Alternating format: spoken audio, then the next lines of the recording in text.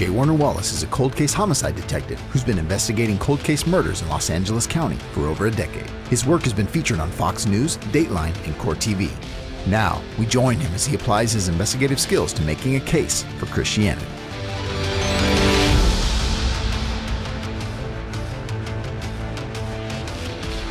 Thanks for joining us at Cold Case Christianity. I am J. Warner Wallace. We're going to talk today about an issue that some people have some confusion over, and that is the difference between killing and murdering. And you might be wondering, why would you is this a Christian topic? Well, in many ways it is, because we always talk about the importance of sanctity of life issues, and we talk about what's our position on the use of force, what is our position on the use of deadly force as Christians? Are we called to be pacifists? Is there ever any way to justify this kind of force? Even in terms of our support of the death penalty, for some of you who support the death penalty. So you may want to know the difference between these two things, because it helps you to articulate why we hold certain positions as Christians. Look, most people don't even realize that killing is not against the law. Murdering is against the law, but not killing. And you see this command in Exodus, right? So let me put it, the Old Testament command in Exodus 20, verse 13. You shall not murder. But the real question is, well, what is that? What does that word murder mean? Or at least, now, sometimes you can get to that by simply doing a word study of Hebrew. But sometimes words are used in a number of different ways. The same single word can be used in a number of different ways. And to get a better sense of what this command is, actually entails, we're going to have to actually look at a broader scope of Old Testament scripture. This is written in Exodus by Moses. There are other passages written by Moses that we can kind of help us understand what is meant by this. I actually think that this word that's used for murder in the context of how Moses consistently uses it over and over again does not mean that killing in and of itself, a homicide is the killing of a human being. But it's a particular kind of killing. It's the kind of killing which is the intentional, premeditated killing of another person with malice. With malice. Now that word malice can be a little tricky. What do we mean by malice? Well, I want to kind of show you, start in contemporary law before we move back to what it is that Moses writes about. And then it'll help you to see the difference. So first, in this first segment, let's just take a look at what the law in California. I worked as a police officer in California, and my son still does work as a police officer in California. So if I'm going to use California Penal Code, it's going to be different, of course, in each state. Just bear with me. I'll use the code numbers from California to illustrate the point. The language that you're going to see in this penal code section is very similar to the language you will find in other penal codes around the country, but the number will be different. So in California, the penal code section that deals with murder is Penal Code Section 187. And in 187, subsection A, murder is described as defined for you. It's the unlawful killing of a human being or a fetus, this is in California law still, with malice aforethought. Now, a couple things here to note. So apparently, it's not just a killing. A murder is not just a killing. It's an unlawful killing. Oh, so there's some kind of qualifier here, right? There's some kind of killings that are unlawful, and apparently that means there must be some kinds of killings that are lawful. Number two, you'll see that even in California right now, if I was to investigate a case in which a killer murdered a woman who was pregnant, that killer would be charged with a double homicide. Now, why would that be? Because if this can be shown to be murder, the unlawful killing of that woman, then her fetus, at least in California, even though you might be saying, well, wait a minute, Jim, so how are we justifying the killing of a fetus under California law where we have legal abortions every day? Well, that's a very good question. And as a matter of fact, the only things that would justify a killing in the state of California if you killed an adult, I think those could be applied to the fetus. Yet, that's never the situation. We're not applying those exceptions that would justify a killing when it comes to abortion. We're just not doing that. It turns out that every single reason that is typically given for why an abortion occurs, you'll see later on what the exceptions are for killing, those things don't actually justify a killing for an adult. So let me just talk to you about what it is that would justify. So if there are some killings that are unlawful, on the flip side, there are killings that are lawful. What would justify a killing? What kinds of killings would not be considered murders? Because they would be considered lawful killings because they were properly justified according to the law in the state of California. Well, it turns out that is found in Penal Code sections 187, 196, and 197. And here they are. I've listed them for you. These conditions, if they are met, would justify a killing. And you would not be committing a murder if you, number one, a person kills someone accidentally. Okay, well then that's an accidental death. That's not going to be considered a murder. That makes sense, right? How about this? A person is trying to defend him or herself and prevent his or her own murder. Self-defense. So yes, you are, if you kill somebody in self-defense, that is a justified killing. It is not a murder. Third, a person is trying to prevent someone from entering his or her house to commit some violent felony. So it turns out if somebody's going to, why is that the case? Because residential burglaries, if they are, when they go wrong, they usually end up in the harming of an individual. And that so many deaths occur in residential burglaries. You will see that this is basically a self-defense, a form of self-defense for this third category. Fourth, a person is trying to prevent the murder of someone else. Protecting an innocent, basically. Protecting an innocent. So there you have the four reasons why, or the four conditions that if those were met, you would have a properly justified killing that would not be labeled a murder, would not be considered a murder. No one would have to go to trial if one of these four things is being met. If, number one, it's an accident. Number two, you're trying to protect yourself either from an assault that's being made that's threatening to kill you, or someone breaks into your home, because those devolve into those kinds of assaults pretty quickly. You have the ability to defend yourself using whatever force is necessary, up to and including deadly force. And finally, if you're protecting the life of an innocent. Now that's what the penal code sections in the state of California, those are the exemptions. Those are the conditions that would qualify as justifiable exceptions from murder. So that's interesting, right? That's just, by the way, I suspect that in your state, those probably are exactly the same. Probably the exceptions for what would qualify as a justified killing in your state, I'll bet you, sounds much like our state. And you might think, well, yeah, maybe it's even, look, we are in California. Most of you watching this consider California to be one of the more liberal states on issues such as these. Yet those four exceptions still exist even in our state. And you might be thinking, well, okay, that's kind of an interesting development of modern case law, or the formation of modern laws. But it turns out that those laws, pretty much as they are cited there, and those exceptions as we have cited them, are borrowed under a Judeo-Christian ethic from the Old Testament, from Scripture. And what I'll do is take a break. When we come back, I want to show you how those exceptions are rooted in the Old Testament. Welcome to the 1 Minute Apologist. We interview the world's leading apologists to provide credible answers to curious questions. Can we explain the origin of life from non-life? Yeah, I think detectives use this process where you use kind of investigative questions, right? You know, the what, where, when, how questions. And so if you ask those same questions about the origin of life, you see some really apparent problems from trying to explain the origin of life in our universe, unless, of course, we have an originator of life, a divine originator of life.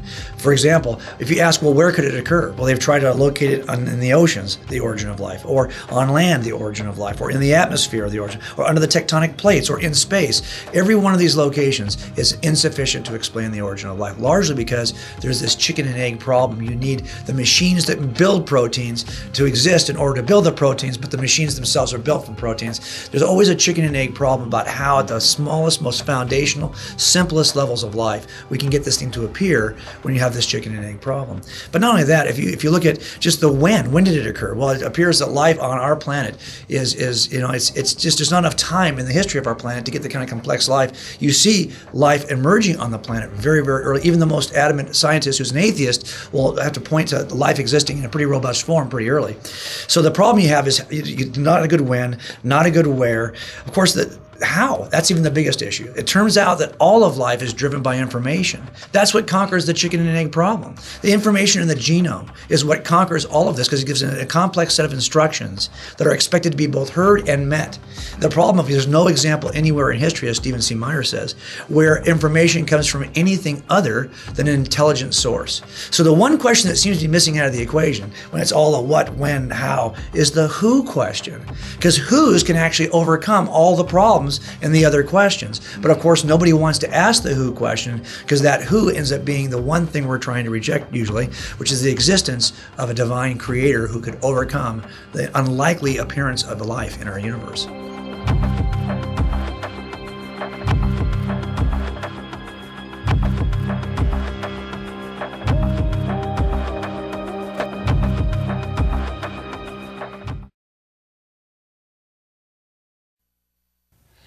Jim, as a once angry atheist, something about the Gospels struck you as being more than, and I quote you, moralistic mythologies.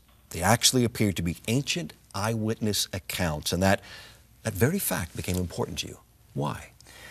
I think because when I first started, I was just interested in Jesus' words. So if it had been just a list like a Gospel of Thomas, a list of the quotes of Jesus, the kind of proverbial wisdom of Jesus, that would be one kind of document.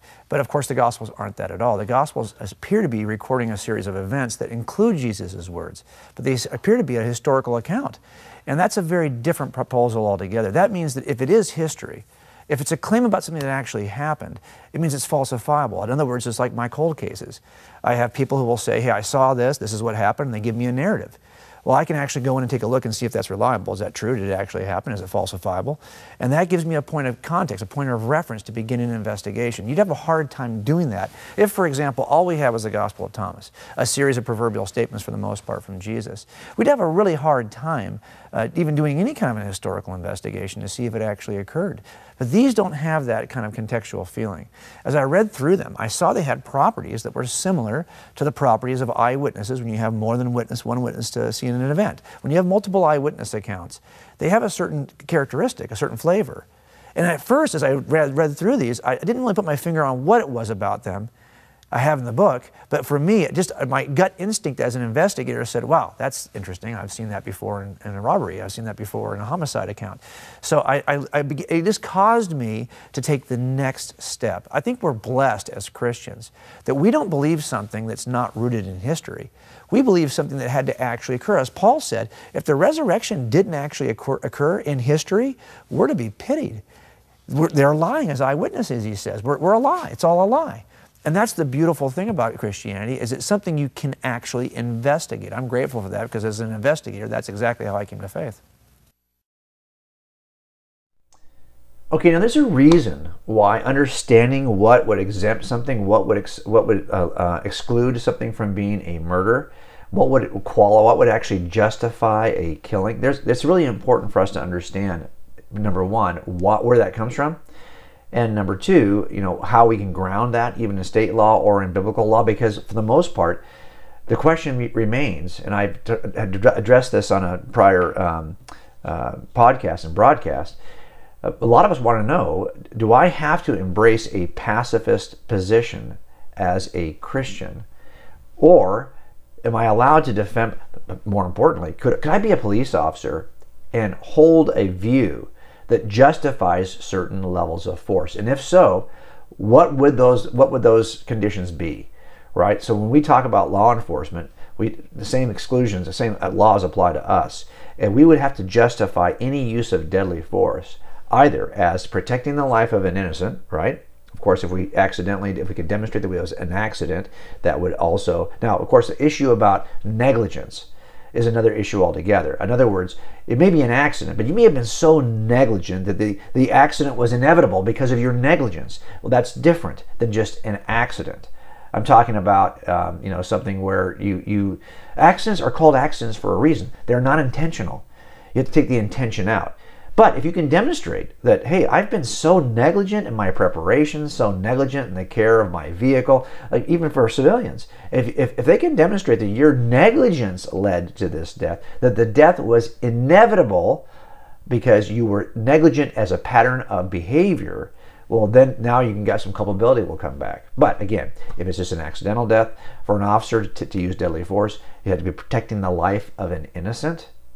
The immediate, in other words, if the officer would have to believe that if I don't act with this level of force right now, the immediate life of another would be in danger. So if you've got somebody who's running from a scene and who's armed and has already shot 3 or 4 times, and you think that person may very well shoot somebody in front of them in order to get away from me, you may be able to justify the use of deadly force, because what you're trying to do is make sure, and you'd have to be able you'd have to know, or not know, at least infer, that his behavior is such that the probability of him hurting another to get away is pretty dire. We see this in vehicle pursuits all the time, right? Where a vehicle would easily, many guys to get away, would just drive over people to get away. And so what you're trying to do is to make sure, again, what's the proper justification for this? Because you are acting to save the life of an innocent who is in the fleeing path of the felon. And so fleeing felon laws have justified in the past the use of deadly force. If you can articulate, if you really believe that if I don't do this, otherwise, why it wouldn't be justified to take someone's life. Also, self-defense. This idea is that, do I have to wait until I'm fatally wounded before I can protect myself? That's the question. And remember, sometimes people get shot and they don't die immediately. It takes them a few minutes to die, the nature of the injury. What level of injury must an officer or must you endure before you have the right to stop the attack altogether? Well, if you believe that you have the right to stop the attack before they can kill you, well, then we got to navigate this, right? This is why laws related to self-defense, laws related to saving an innocent are still important in our culture, and we simply have to recognize that if we're going to move from those laws, fine. Let's decide as a culture to move from those laws. They have classically and traditionally been in place to allow for the proper justification in 2 areas, mostly, the self-defense and the saving of an innocent. And where does that come from? Well, let me show you. First of all, let me start by showing you some scripture from the Old Testament that grounds a lot of this. Okay, again, it's in our website at this article is Killing Different Than Murder, or is Killing Different Than Murdering. First is that an accidental killing is not murder according to passages in the Old Testament. Let me show you one written by Moses here in Exodus 21 verses 12 to 13.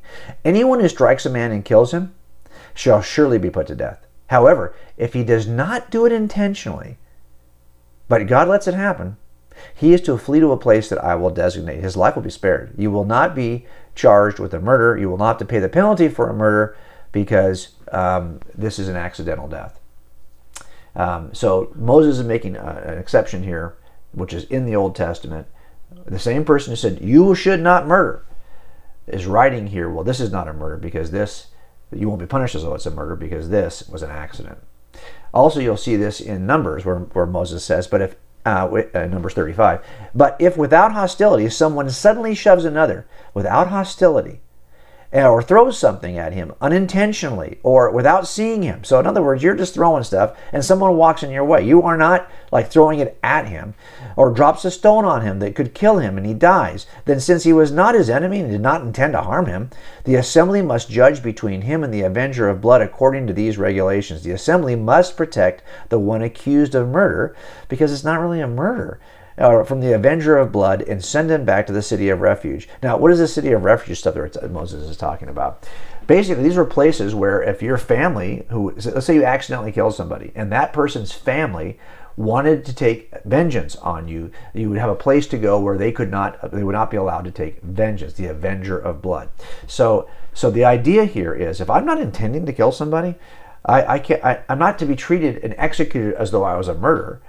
And in fact, I'm going to be a place where no vengeance can be taken against me because this is an accidental killing, not a murder. It's defined in a different way. So that's one way in which the first category we talked about in the Penal Code of California, accidental murders, that's one way it's addressed. Let's go to another issue that's mentioned by Moses, and that is that a killing that's performed in self-defense or in defense of one's home is not murder, according to Exodus 22:2.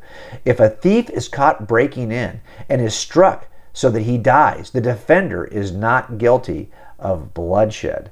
So here you've got another example of the second category, which is that if you're defending yourself, if someone even breaks into your home, that if you have to use whatever force is necessary to repel the attack, you will not be held accountable for a murder, because this was something that was done in self-defense. You're trying to defend your home, trying to defend the lives of the people who are living in your home, trying to defend yourself. Now, defending the lives of the people who are living in your home, that's very, very interesting, right? Because what that does is it talks about the lives of an innocent, right?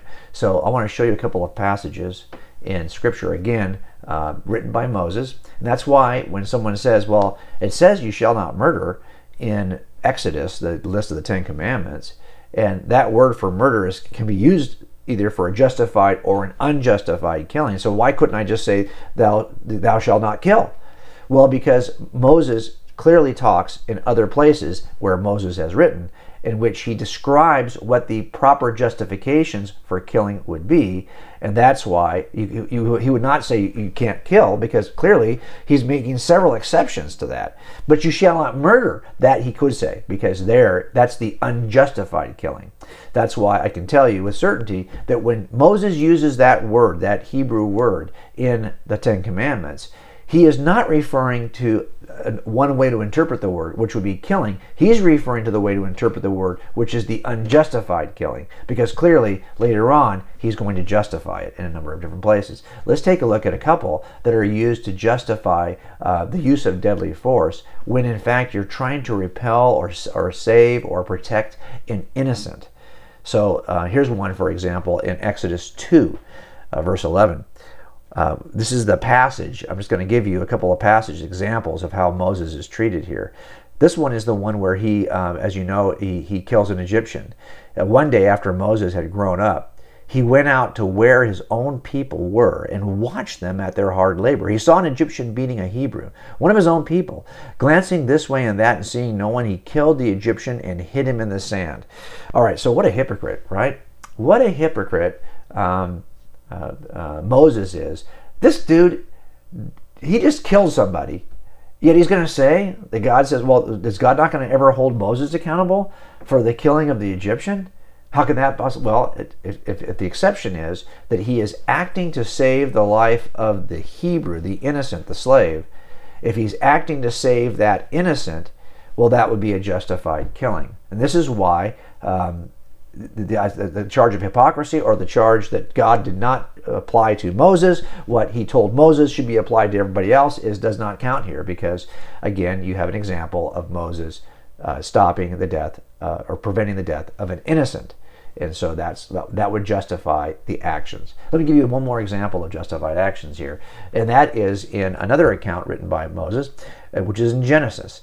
It says Genesis 14, it says, when Abram heard that his relative had been taken captive, he called out to the 318 trained men born in his household, and he went in pursuit as far as Dan. During the night, Abram divided his men to attack them, and he routed them, pursuing them as far as Hobah, north of Damascus. He recovered all the goods and brought back his relative Lot and his possessions, together with the women and other people. All right, so here he is, Abraham, before being called Abraham. He's out to recover Lot, and he apparently uses deadly force, or it certainly sounds like he does.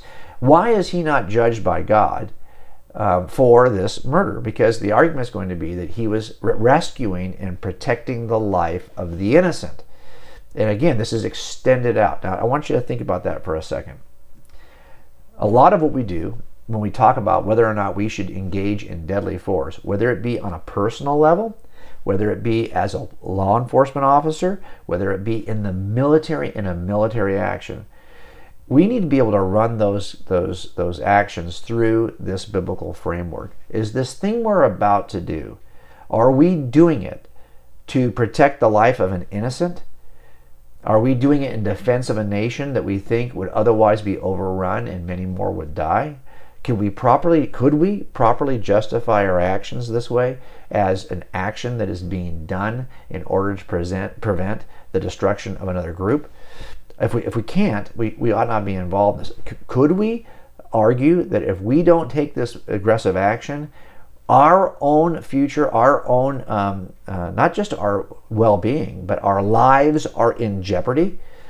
So I think when a nation is attacked, would Pearl Harbor justify our jumping into World War? For a long time, we watched from the sidelines until we were personally attacked, and then we could justify this and more. It seems like there are times when it's easier to justify protecting your own murder, protecting your own death in self-defense than it is to justify, well, we're actually protecting that other group who are innocent in this, because it gets kind of dicey, right? Are they really innocent? What provoked this interaction over there? Do we really want to go overseas to protect a group? We'd have to have, I think, one of those two proper justifications. And then, of course, I think there's lots of protocols we can see in Scripture as to how we ought to engage. But at least to initiate the use of any level of force like we're talking about, we're probably going to have to be able to ground it in one of these two things. Are we trying to protect ourselves?